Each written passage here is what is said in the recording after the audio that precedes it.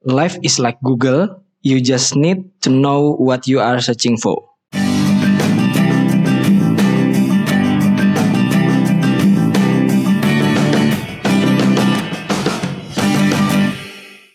Selamat datang di podcast Ngotak. Selamat datang, bareng gue Raka. Gue Fatur. Kita info dulu kali ya di awal-awal ini bahwa kita sekali lagi sudah masuk di season kedua.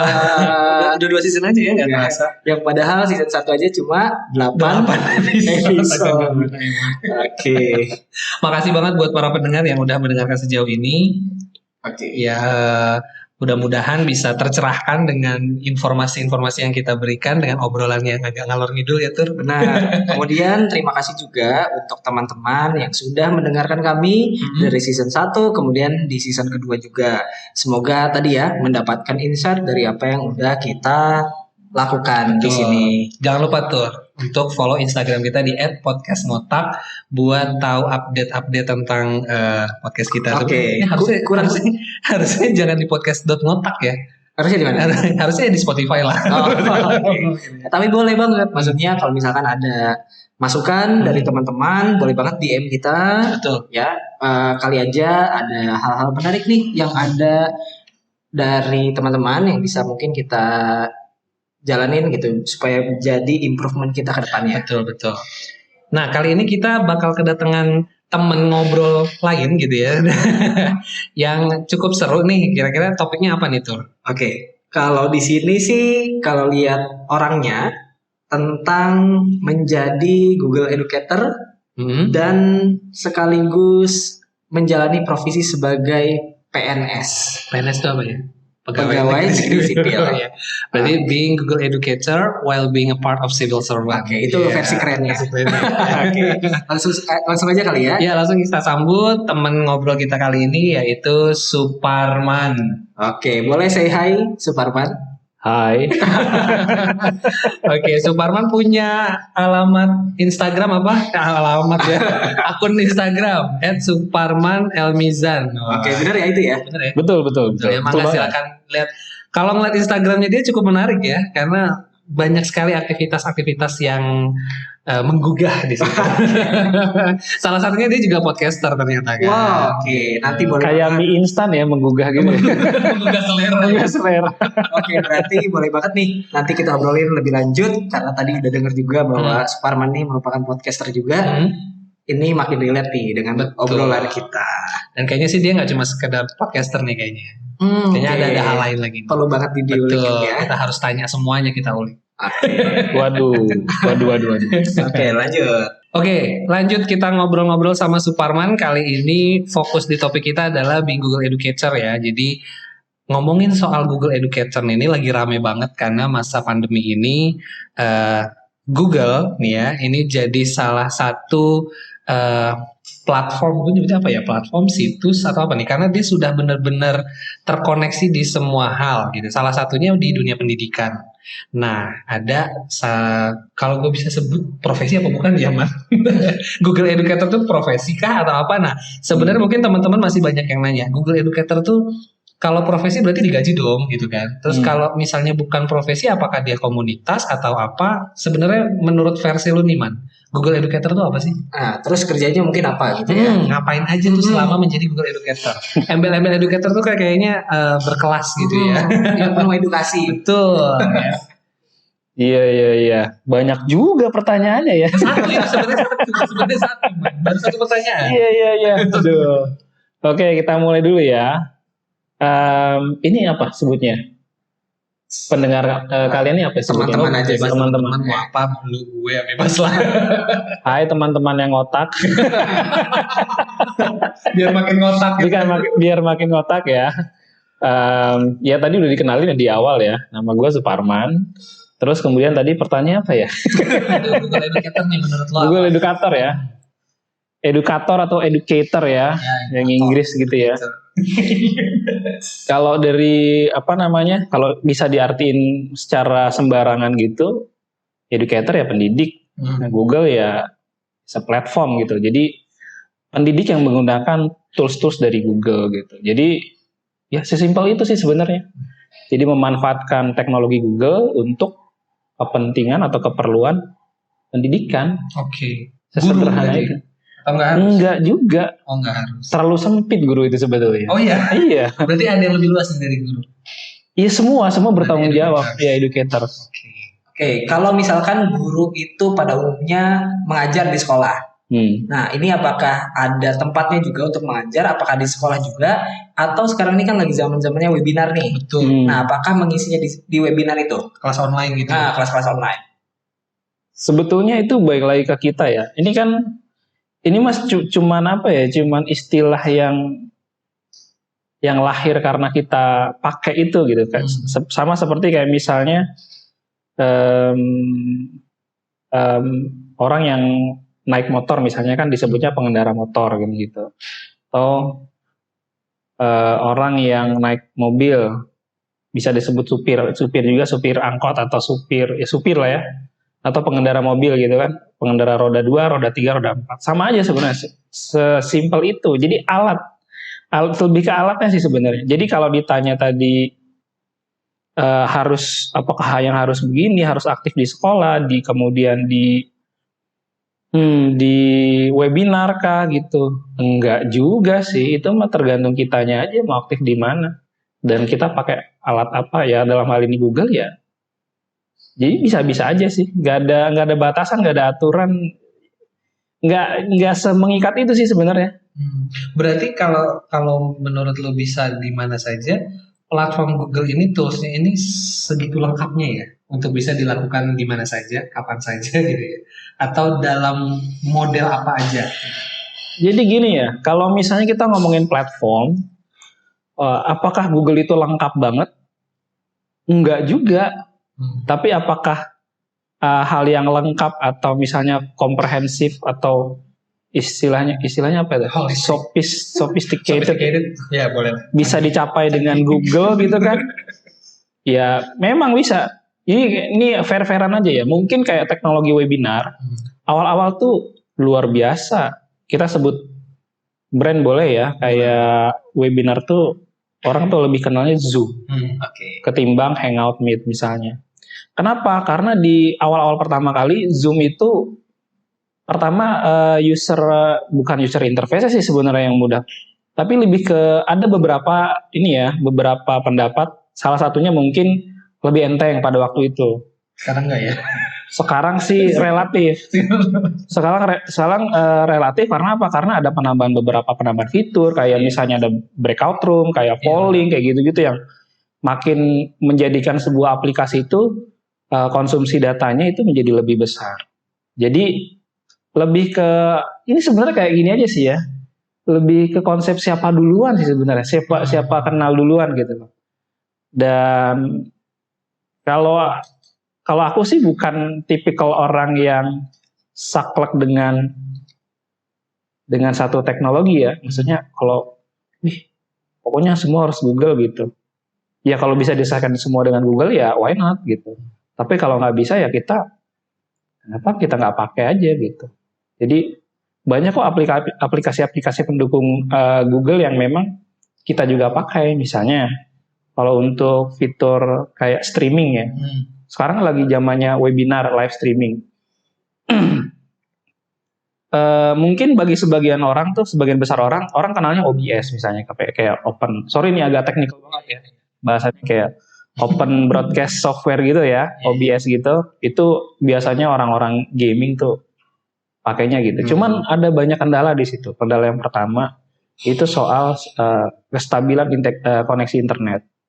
Itu butuh banget. Terus juga butuh PC yang kalau PC kentang kayaknya susah gitu. Apalagi kalau nggak punya PC. Kenapa lagi kalau nggak punya PC? Nah, itu repot lagi bener ya.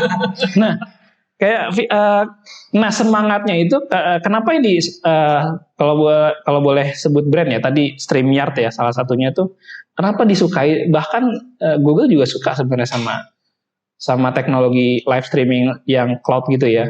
Karena dia pakai sistem cloud. Jadi memudahkan kita. Bahkan sekarang lu pakai handphone juga bisa, Bro. Oke. Jadi mobile live streaming gitu bisa banget. Itu fitur yang baru rilis ya beberapa minggu ini, beneran baru rilis. tadinya cuma bisa di laptop aja. Oke. Ataupun kalau di handphone kita harus ngakal pakai desktop mode. Oke. Nah, kayak gitu sih paling. Jadi, apakah sebutannya teknologi Google lengkap atau tidak ya? Ya lengkap, bisa sangat lengkap sih, tergantung kita. Tergantung kebutuhan berarti. Tergantung kebutuhan. Batasannya ada di diri kita sih sebenarnya. Oke. Oke, tapi sejauh ini yang Mas Suparman tahu gitu, yang dijalani juga, kerjanya lebih di mana? Apakah online atau offline? Misalkan ada kerjasama dengan pihak lain atau gimana? Sebagai Google Educator. itu. Sebagai Google Educator. Tapi perlu aku mau terangin dulu ya. Maksudnya Google Educator tuh bukan sebenarnya ada namanya medium kita gitu loh. Ada medium atau tempat kita belajar sama-sama tuh komunitas ya. Itu namanya Google Educator Group. Jadi sebenarnya Google Educator itu kalau tanpa grupnya kayaknya sih kurang maknanya ya. Oke. Karena semangat dari Google Suite-nya itu sendiri kan semangat kolaboratif ya. Jadi kalau kita cuma pakai toolsnya Google terus mungkin ya ada yang melabel diri kita adalah Google Educator, tapi kerja kita nggak kolaboratif ya. Gue rasa sih itu mengkhianati mengkhianati esensinya gitu. Jadi Google Educator mungkin ada ya karena grupnya sih sebenarnya sih. Jadi lebih ke semangat kita berbagi. Ini boleh cerita nggak pengalaman pertama kali kenapa gue bisa kenalan sama Google Educator? Boleh sih, boleh banget. Boleh. Tapi durasi ya. Kita biasa sampai 3 jam. Iya gitu. 60 menit ya. Iya. Jadi gini. Awalnya tuh gue kan kuliah di teknik informatika ya. Which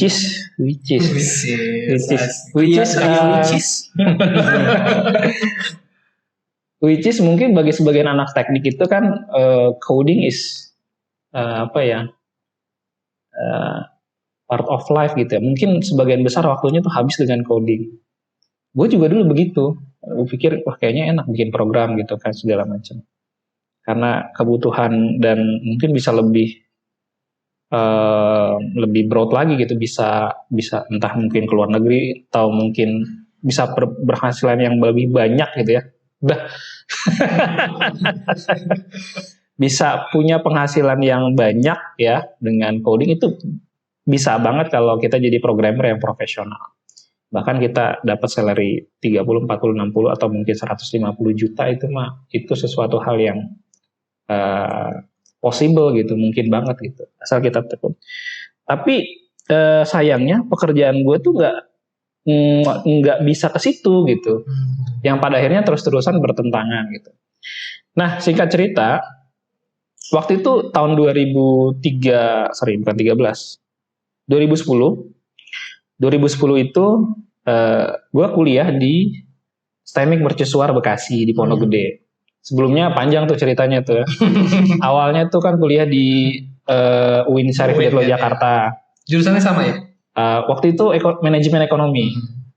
Nah, terus pindah ya karena satu dan lain hal yang mungkin ada di part 2 nanti ya di ngotak ini. Banyaknya ya pengalaman ya. Betul. Jadi gue so ide gitu kan. Boleh. Ya. Iya, terus habis itu gue pindah ke Universitas Indra Prasta PGRI, tempatnya Koraka. Iya, sempat di situ juga, cuma sampai 4 semester. Ini kenapa sih pindah-pindah, bodoh apa gimana? Enggak, ada hal lain sebenarnya. Ada hal lain. Terus pada akhirnya gue ngelanjutin sampai lulus di STEMIC Mercusuar Bekasi. Nah, disitulah gue ketemu dosen gue namanya Pak Fajar Pramono.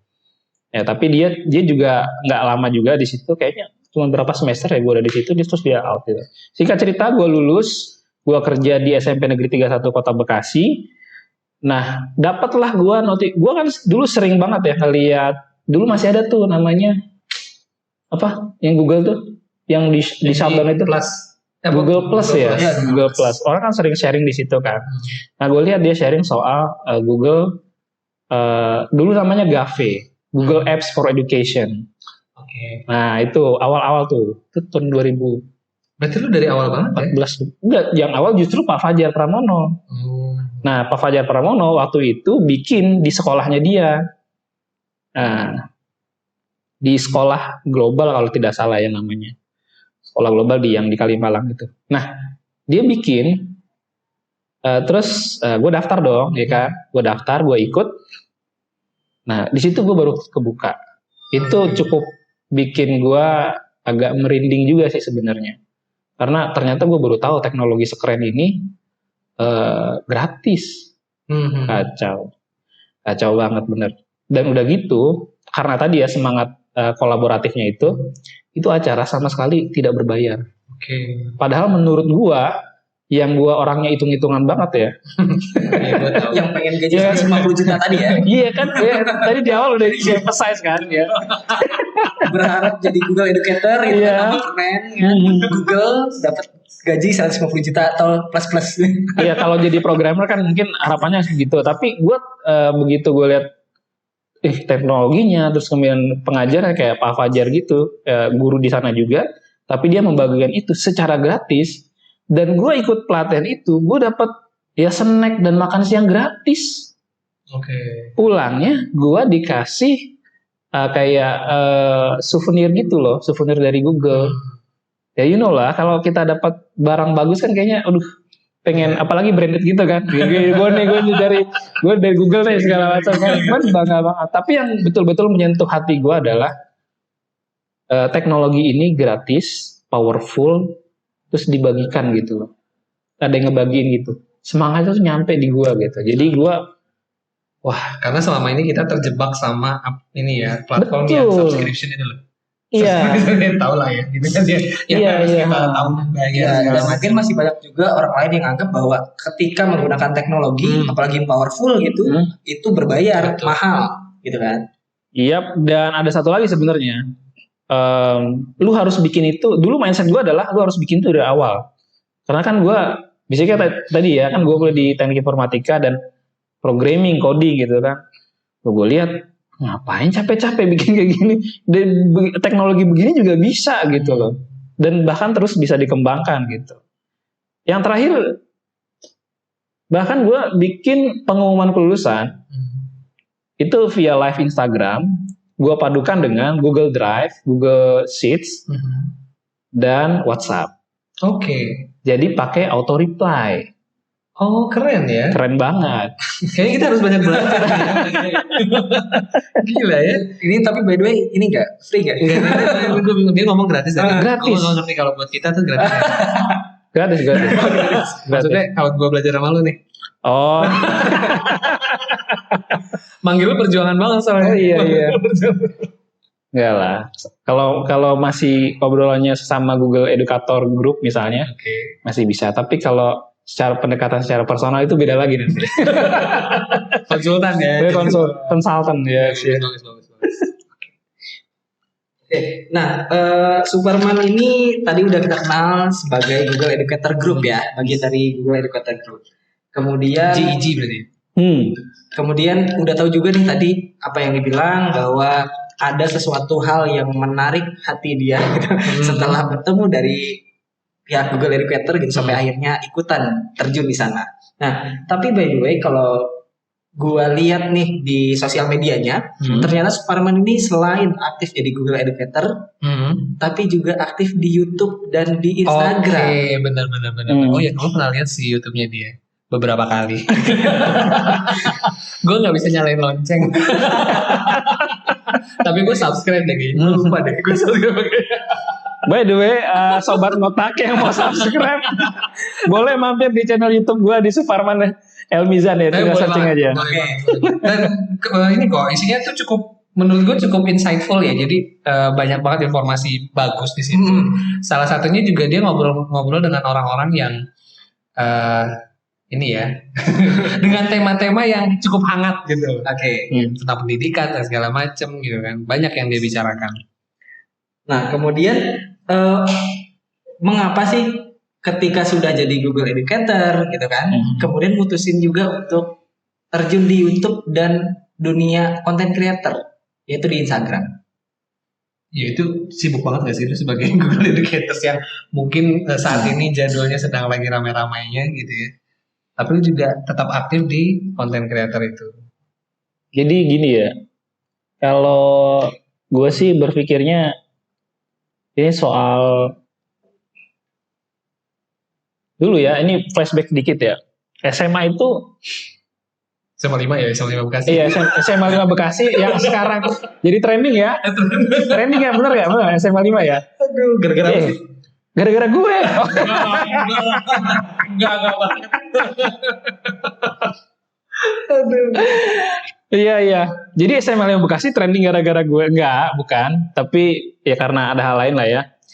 Di SMA 5 Bekasi ini gue sebetulnya nggak pinter-pinter banget. Nggak bodoh-bodoh banget. Cuman pernah kebakaran nilainya di kelas. Berarti bodoh banget coy. Sampai 10 mapel gue kebakaran tuh nilai. Maaf itu lu gak bisa bilang gak bodoh. Tapi tau nggak apa yang membuat gue bisa sampai sebegitu? Ya mungkin dalam perspektif lu adalah bodoh gitu ya. Ya sebagian orang lah ya. Mungkin Karena gue malu pada waktu itu. Jujur, gue orang malu. Malu banget. gue gak percaya sih. Lu gak percaya kan?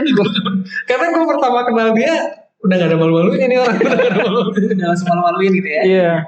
Jadi gue tuh punya penyakit rabun jauh. Oh. Jadi yang menyebabkan gue tuh gue nggak bisa melihat jelas kalau dari jarak sekian meter gitu.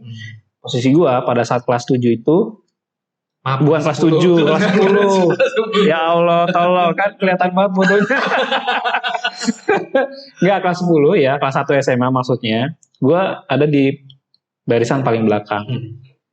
Dan gue malu menyatakan bahwa gue ingin duduk di depan dong. Itu gue malu. Serius, gue malu banget. Karena gue berpikir kalau duduk di depan tuh kayaknya tempatnya orang-orang pinter gitu kan. Kastanya tinggi banget gitu. Ya itu, akibatnya itu. Dan itu mungkin titik balik gue ya. Di situ dulu mungkin kalau nyokap gue ngedatang ngambil rapot itu senengnya minta ampun karena gue pasti masuk ya meskipun nggak ranking 1 ya paling 10 besar gitu.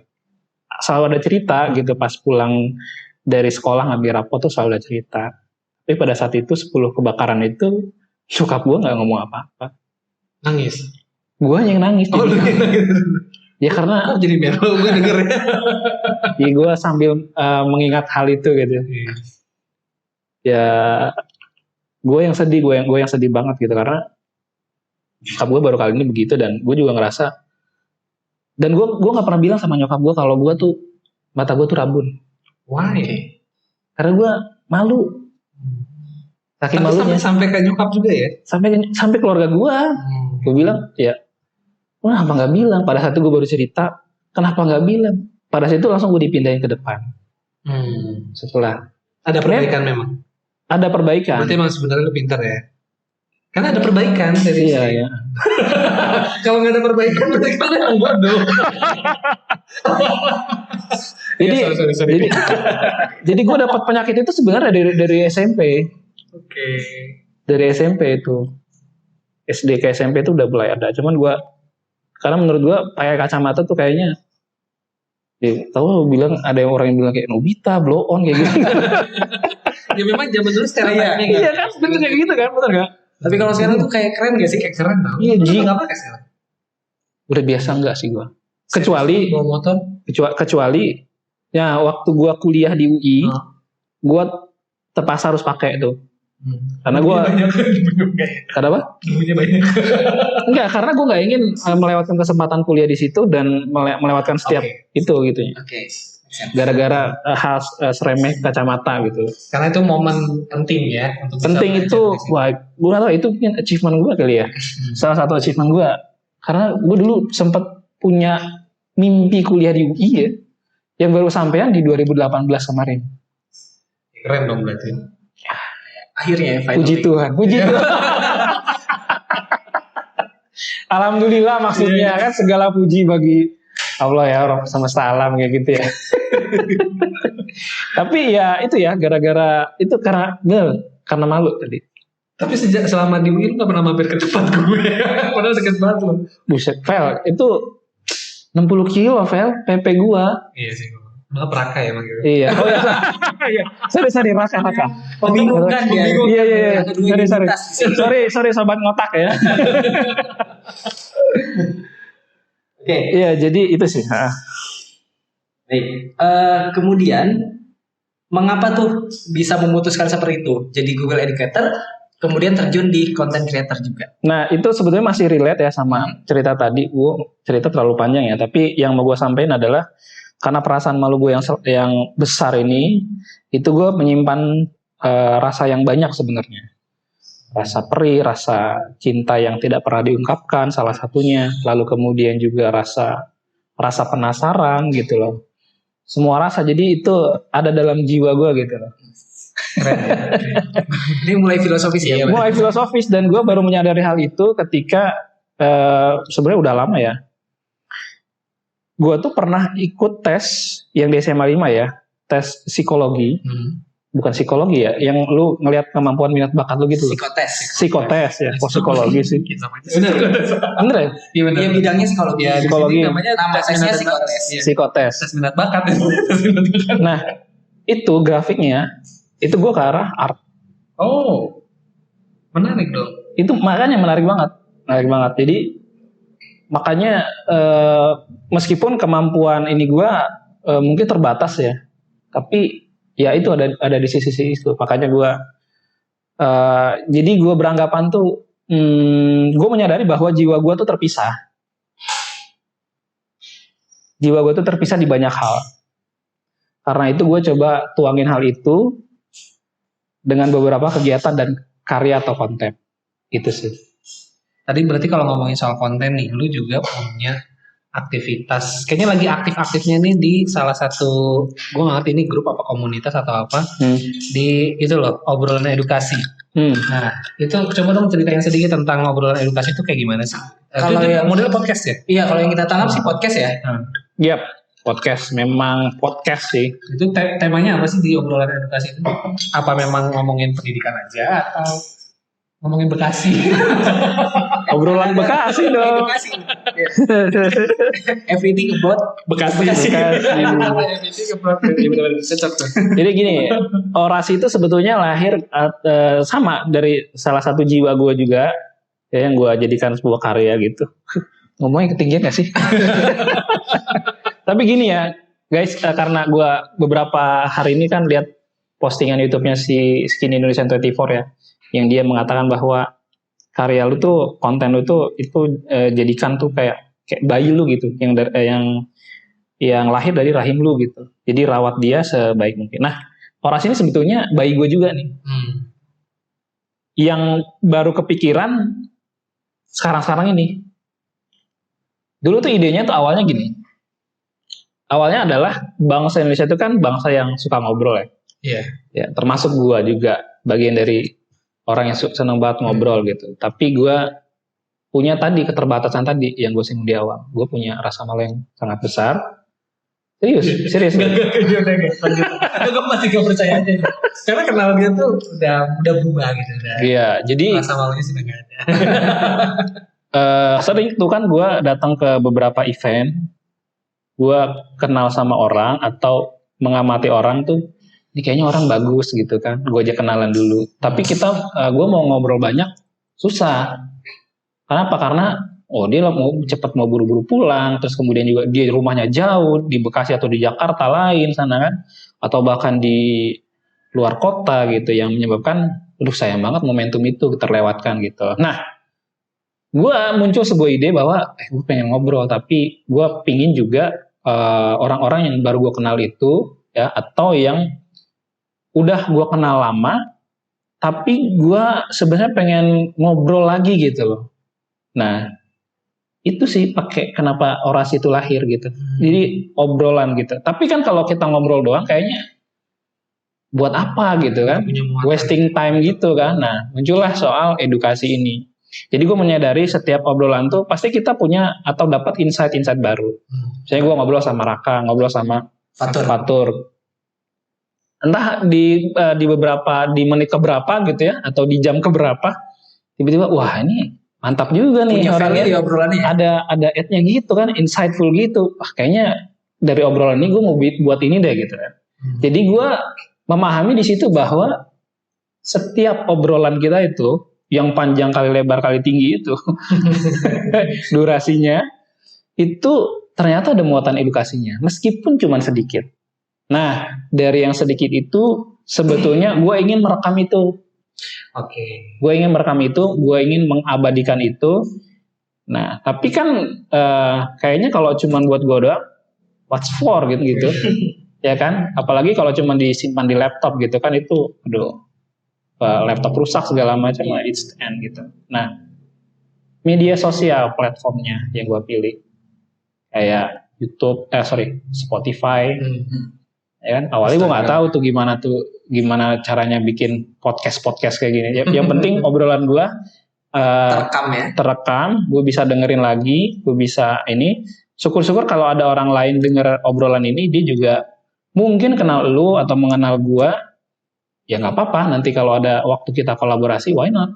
Gitu sih sebenarnya. Oke, itu alasan yang menarik sih, karena cukup relate juga dengan alasan kita membuat podcast Motak gitu. Benar, sama awal kita buat podcast juga memang intinya adalah gitu, ingin merekam, ingin menciptakan jejak digital gitu kan, supaya kita mati bisa meninggalkan karya. Benar. Ya ditambah terkadang kita nggak sadar bahwa setiap obrolan kita tuh punya value ternyata. Iya, awalnya waktu itu gitu memang ternyata.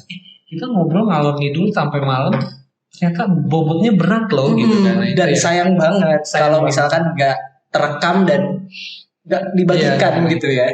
Akhirnya biasanya cuma dapat kayak, oh iya kita pernah ngobrol itu, oh iya cuma pernah ngobrol itu gitu. Makanya dengan medium podcast ini ya sama kayak lo intinya gitu kan, pengen banget ngejadiin itu tuh tempat buat sharing gitu kan. Gitu ya, walaupun nanti mungkin teman-teman punya reaksi berbeda gitu ya. Gitu. Oke. Nah Kak, ternyata ada satu fakta lagi yang menarik dari Suparman. Apa nih? Banyak ya. Oke, bekerja sebagai 3 fakta unik. Ini benar bombastis ya. Oke, selain bekerja sebagai Google Educator, kemudian aktif di dunia content creator, ternyata masih aktif juga bekerja sebagai PNS. Oh iya, nanti kita sebut ya. Tadi kan dia juga sempat sebut tuh, dia di SMP 31 ya. Betul. Iya, masih sampai sekarang. Masih. Nah itu kan berarti di situ sudah jadi PNS, masuk ke 31. Itu betul. coba sebagai apa sih? Sekarang sih sebagai kepala koordinator tata usaha. Itu sama kepala TU sama nggak? Iya mirip sih. sama. Sama ya, berarti kepala TU lah ya. Ya boleh. Tapi beda sama operator. Harusnya sih terminologi beda ya. Tapi kerjanya sama. Secara fungsional dia ngerjain dia. Ya gitulah. Oke. Karena ya di sini juga gitu, Kepala TU-nya kita tuh ya operator juga. Nah, yang menariknya sebetulnya bukan jabatan PNS-nya, tapi lebih kepada gini, yang duluan itu jadi PNS atau jadi Google Educator? Yang duluan itu sebenarnya kalau pertanyaan seperti ini pasti akan bermuara kepada lu akan pilih yang mana. Ya, sorry itu saya maksudnya ini kan pasti shortcut way buat ke arah sana. Tapi lagi-lagi gue pengen nekanin bahwa itu jiwa gue. Di beberapa hal tadi tuh, soal karya tadi, soal konten tadi, soal konten kreator, soal YouTube, soal orasi. Jujur kalau yang soal Google Educator Group ini sebetulnya memang hal baru. Dan gue nggak tahu kenapa gue mau jalanin itu gitu. Di saat mungkin beberapa orang yang juga pernah tergabung di Google Educator Group sama-sama ngerintis juga, nggak tahu di akhir ini hilang gitu loh. Di perjalanan itu hilang gitu. Baru kemudian booming lagi di 2020 ini, pandemi ini baru ada lagi. Tapi sebelumnya sepi-sepi aja. Tapi itu kan it's pilihan hidup lah ya. Maksudnya pilihan orang mau aktif di mana ya. Tapi gue nggak tahu kenapa di Google Educator Group ini gue ngerasa kayaknya kalau gue nggak datang event ini kayaknya gimana gitu, ada sesuatu yang hilang. Mungkin semangat kolaboratif sama tadi first impression gue sih soal ketika gue kenal sama Google ini yang membuat gue begitu relate, dan ada event apapun ya gue sebisa mungkin datang, hadir dan Nah, masih agak nyambung sih dengan pernyataan sebelumnya nih. Eh, Tadi udah dijelasin juga bahwa Suparman ini selain sebagai Google Educator, kemudian menjadi content creator, kemudian juga masih aktif sebagai PNS. Nah, ada satu istilah di self improvement itu namanya reinventing yourself, artinya menemukan kembali diri kita. Nah, menemukan kembali diri kita ini lebih kepada apa ya? Mengimprove hal-hal yang akan kita kerjakan karena kita melihat berbagai peluang untuk berkembang. Nah, waktu itu ketika sedang berada di PNS mungkin, kemudian akhirnya memilih untuk menjadi Google Educator dan terjun langsung ke dunia content creator. Waktu itu posisinya di situ nggak menemukan kembali juga nggak? Oh, ini ternyata jiwa nih. Kalau misalkan tadi dengar dari pernyataan-pernyataan awal, kayaknya sih iya ya. Nah, mungkin bisa dijelasin lebih lanjut. Jadi kalau PNS ini sebenarnya apa ya? Katanya mungkin salah satu jalan yang sudah digariskan gitu ya. Karena kalau boleh cerita agak panjang, gue ini anak supir angkot. Terus nyokap gue tuh ngewarung, rumah gue tuh ngontrak di di perumahan Pemda ya istilahnya. Yang sebagian besar itu Pemda Jatiasi. Ya, Pemda Jatiasi dulu banget. Yang sebagian orang mungkin taunya di Pemda itu orang-orang yang kerja di pemerintahan pada waktu itu. Nah, kenapa anak supir angkot bisa tinggal di situ, kemudian juga sampai pada akhirnya orang-orang juga kaget, wih, ini anak supir angkot bisa jadi PNS, gimana ceritanya kan gitu, nyogok atau gimana? Itu ada ceritanya gitu. Sebelum kesana tuh lulus SMA memang gue kan tipikal orang yang gak ada tujuan hidup, nggak tahu mau kemana. Teman-teman gue pada kuliah, yang pada akhirnya memaksa gue untuk yaudah Pak, Mah gitu, gue manggilnya kan gitu ya, mau kuliah juga nih gitu. Dan gue pada waktu itu nggak mikir susahnya orang tua tuh. Yang itu pada akhirnya jadi kejadian. Di 2006 itu 2005 kan lulus ya. 2005 2006 itu kuliah maksa di UIN Jakarta. Gue bisa sampai 2 semester. 1 semester oke ya, ongkos segala macem, bayar SPP, oke, it's fine. Di semester 2 orang tua gue bisa bayarin gue untuk kuliah SPP-nya, tapi nggak bisa ngongkosin gue.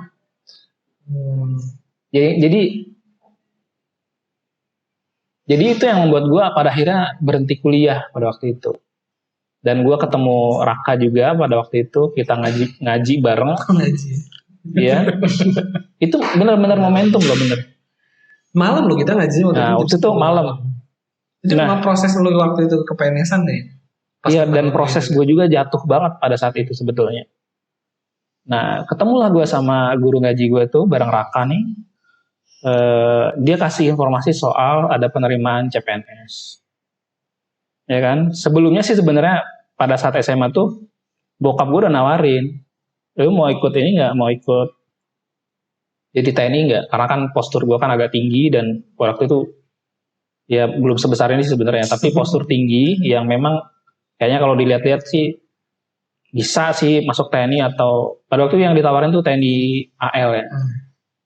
TNI AL. Sampai mau jual sawah segala macam. Gue bilang, gue cuman datang orang ke rumah kan, mau ini nggak, mau ikut jadi nggak dilatih gitu kan untuk jadi TNI segala macam, bayar nggak? Kalau bayar saya nggak mau. Gue bilang begitu kan.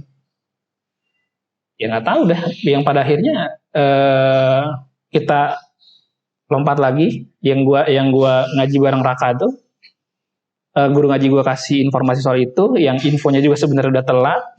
Ya gue tanya-tanya sama nyokap, ada nggak info di koran surat kabar tertentu itu, ini mungkin mama ada ini sih pelanggan atau yang biasa beli pelanggaran koran ini gitu kan. Ternyata ada, gue ikutin di situ. Gue ikut tes. sebelum pas pemberkasan itu udah oke lah ya.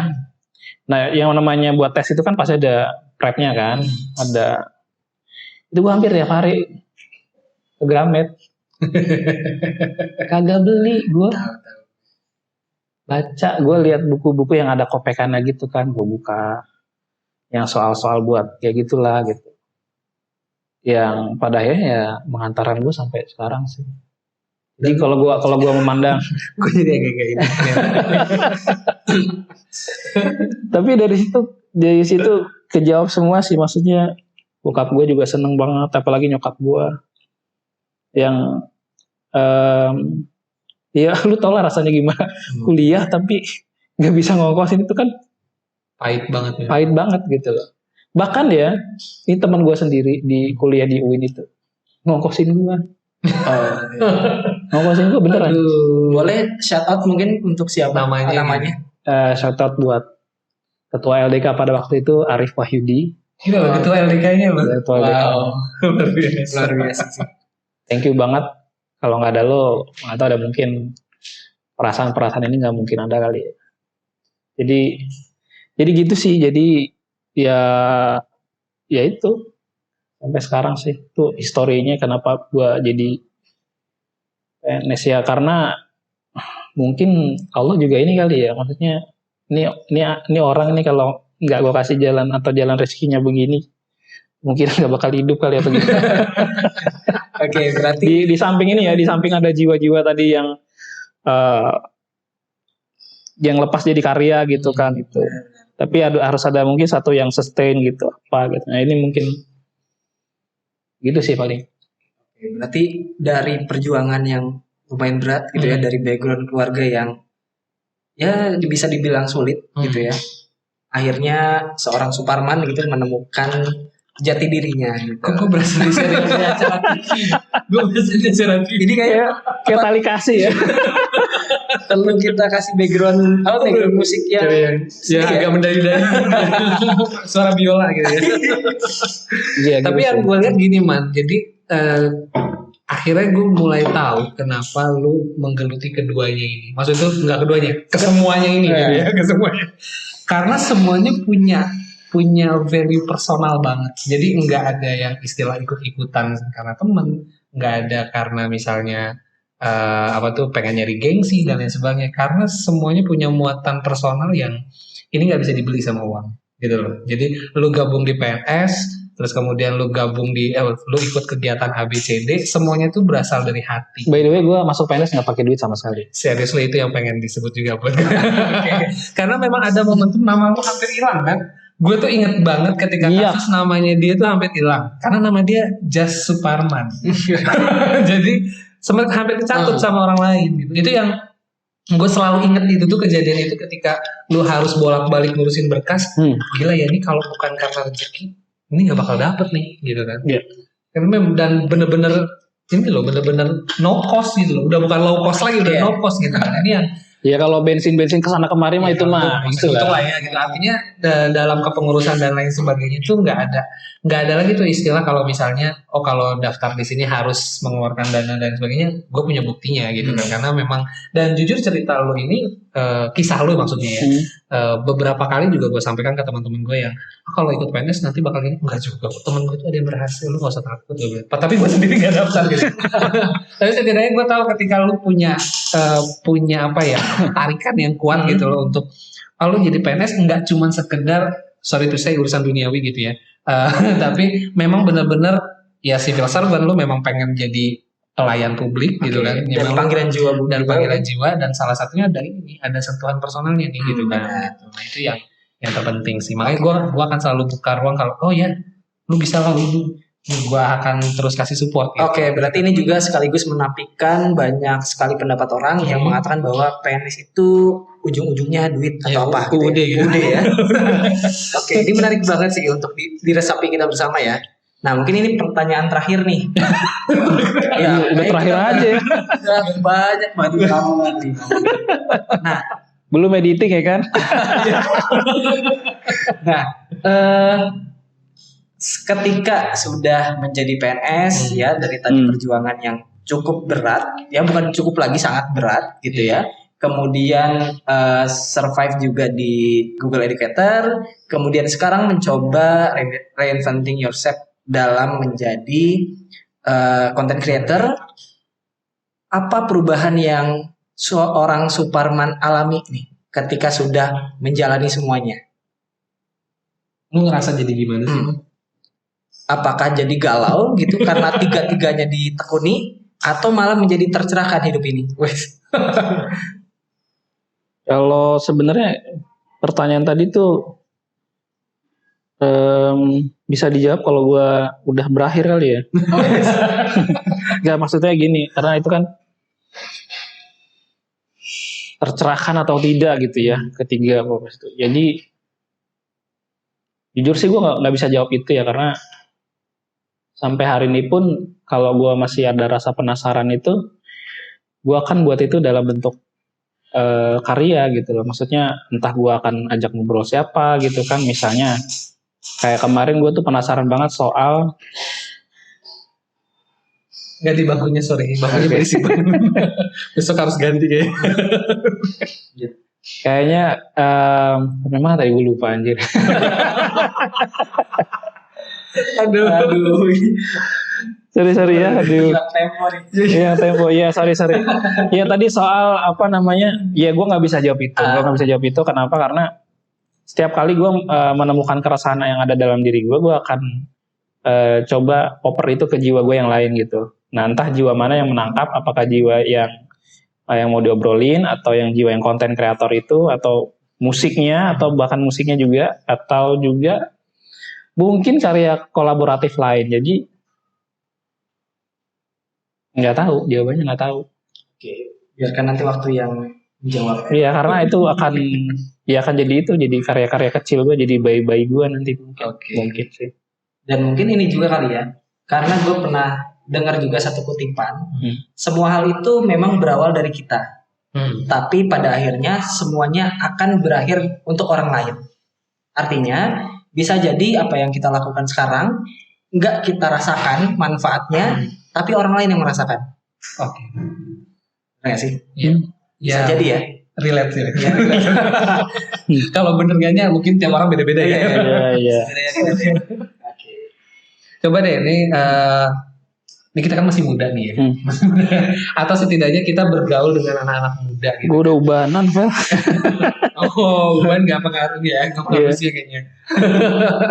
Jadi kita ngelihat anak-anak muda nih, teman-teman kita yang masih berjiwa muda gitu kan, anak-anak muda juga.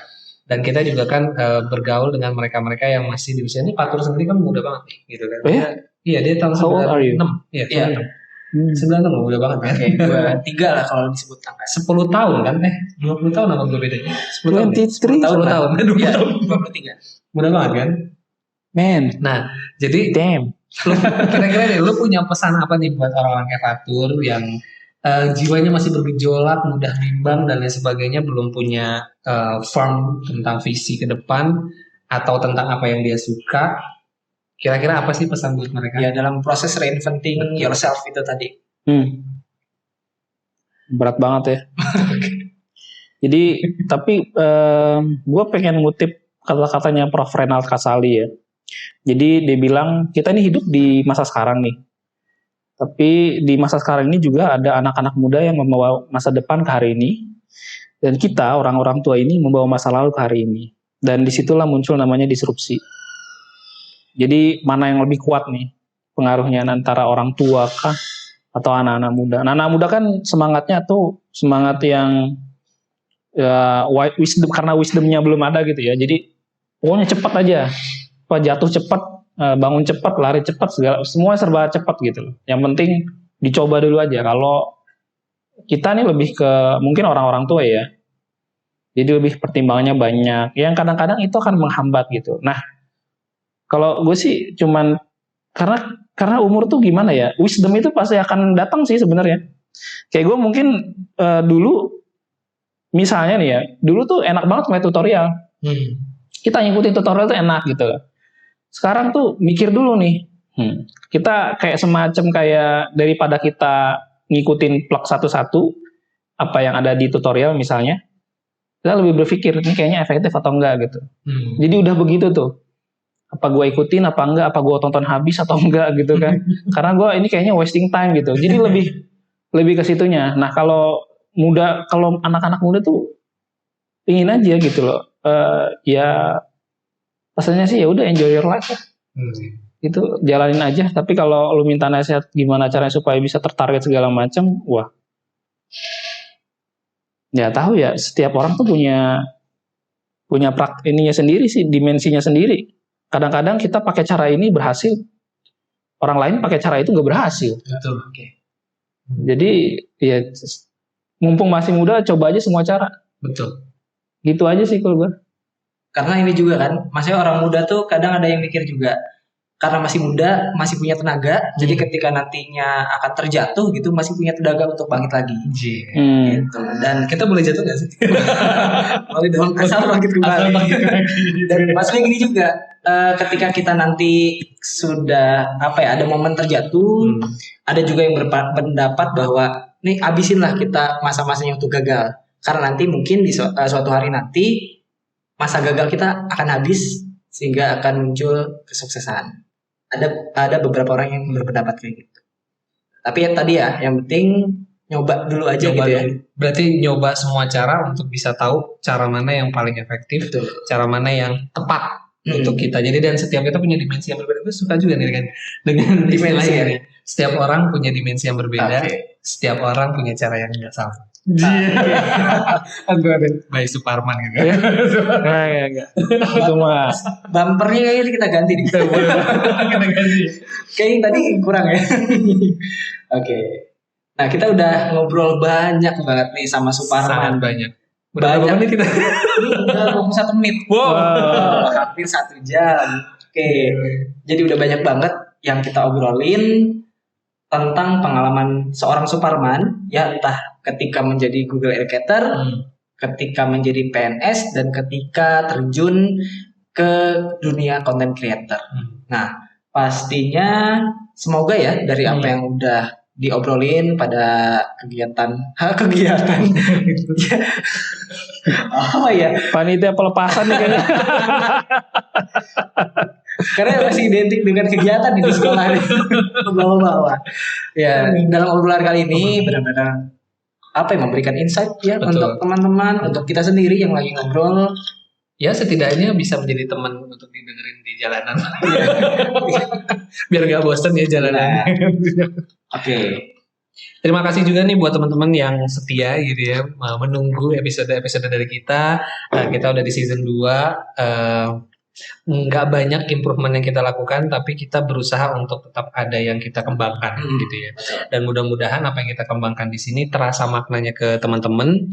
Dan jangan lupa untuk follow podcast.ngotak gitu ya di Instagram, DM kita, terus kasih kita pesan-pesan atau surat cinta buat kita gitu ya.